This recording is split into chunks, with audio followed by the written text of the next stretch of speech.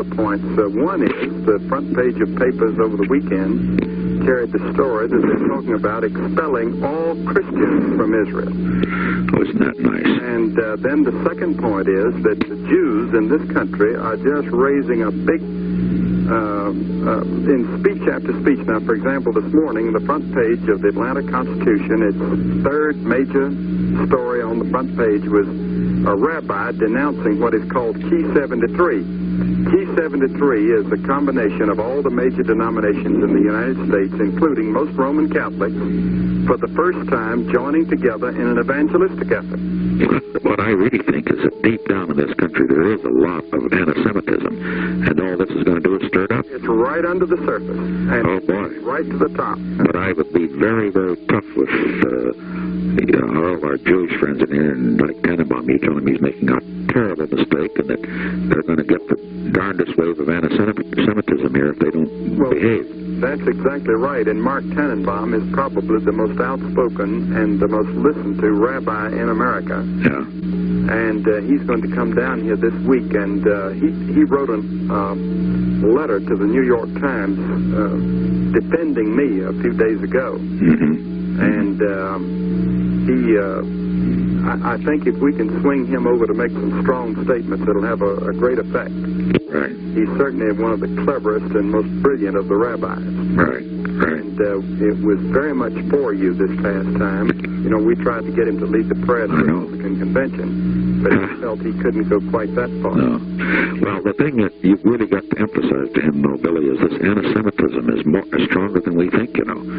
It's unfortunate, but this has happened to the Jews. It happened in Spain, it's happened in Germany, it's happening, and now it's going to happen in America if these people don't start behaving. Well, you know, I told you one time that the Bible talks about two kinds of Jews. One is called the synagogue of Satan. They're the ones putting out the pornographic literature. They're the ones putting out these obscene films. Like the thing in Time magazine and then Newsweek. Ruth canceled both of them. Good for her. But take Time or Newsweek. I'll tell you, it's a disgraceful thing, and I think really they don't deserve to live.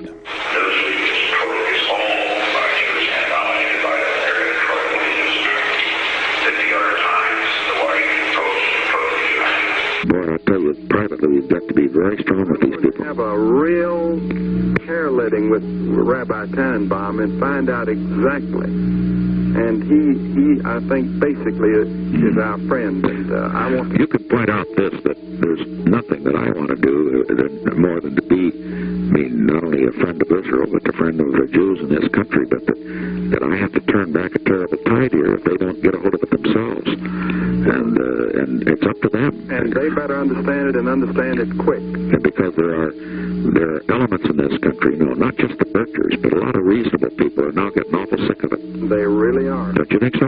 In the church, too. I think what has happened in the church in the last 2 months is almost, they've almost, these denominational leaders, I'm amazed. They are shaken by all this because they've been so pro-Jewish. Sure. And the people that have been the most pro-Israel are the ones that are being attacked now by the Jews. And then to come out, can't figure it out. They're going to kick all Christians out of Israel is unbelievable. Can't figure it out. Can't figure it out. Well, it may be they have a death wish. That's been the problems with our Jewish friends for centuries. This is an urgent appeal to my full preterist, partial preterist, post-millennialist, amillennialist, reformed, and premillennial historicist brethren. We are at a decisive moment in church history. We stand on the shoulders of the great Protestant reformers, our pilgrim forebears, the fearless black-robed preachers of colonial America, and two great awakenings. The very word secrecy is repugnant in a free and open society, and we are, as a people, inherently and historically opposed to secret societies, to secret oaths, and to secret proceedings. But I want to talk about what unites us, not what divides us. Whatever our disagreements, we all share the illumination from the blessed Holy Spirit to the hellish doctrines of so-called Christian Zionism, otherwise known as prophetic dispensationalism. For we are opposed around the world by a monolithic and ruthless conspiracy that relies primarily on covert means for expanding its sphere of influence, on infiltration instead of invasion, on subversion instead of elections, on intimidation instead of free choice. We rightly understand that the false state of Israel created in 1948 has blinded and beguiled the vast majority of evangelicals and has taken control of our political, educational, media, entertainment, and military establishments. It is a system which has conscripted vast human and material resources into the building of a tightly knit, highly efficient machine that combines military, diplomatic, intelligence, economic, scientific, and political operations. Taken control of our political, educational, media, entertainment, and military establishments. Preparations are concealed, not published. Its mistakes are buried, not headlined. Its dissenters are silenced, not praised. No expenditure is questioned, no rumor is printed, no secret is revealed. To the point that our country stands on the precipice of national disaster. We also understand that the fascination and intoxication with FA Israel would not be taking place if not for the mass acceptance by pastors, teachers, college professors, and televangelists of the false doctrines of Darby and Scofield. We need a second Reformation and a third Great Awakening. We need an awakening to the deception and dangers of Christian Zionism, a term we all understand to be the quintessential oxymoron. That is why the Athenian lawmaker Solon decreed a crime for any citizen to shrink from controversy. But I am asking your help in the tremendous task of informing and alerting the American people. Christian Zionists, or Israel-based dispensationalism, has taken our country to the precipice of global war and domestic tyranny. It has divided the church, obfuscated the truth, enslaved the mind, and given false hope to millions.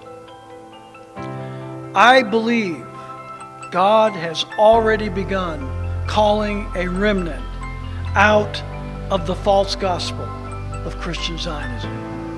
I'm seeing people by the thousands repudiating Israel-based prophecy doctrines. I truly believe this is the beginning of that third Great Awakening our country so desperately needs.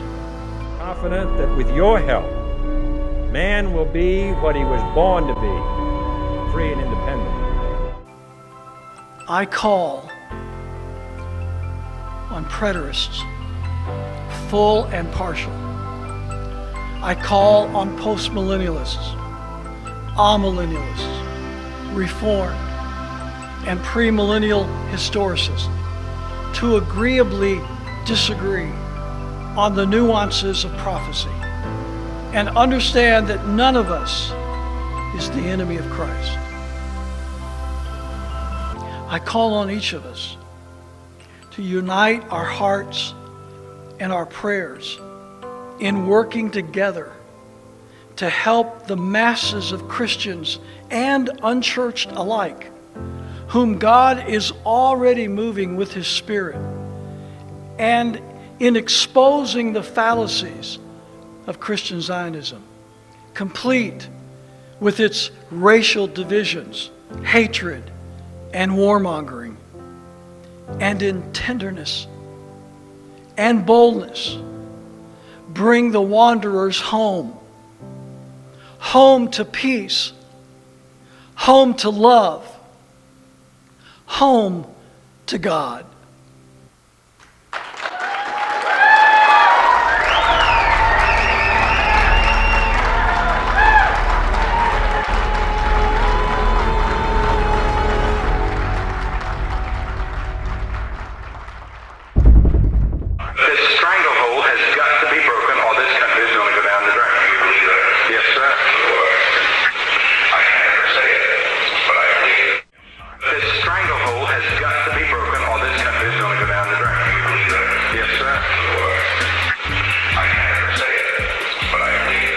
Why don't we talk about what Israel's doing with regard to all those nuclear weapons and how Israel had threatened European capitals?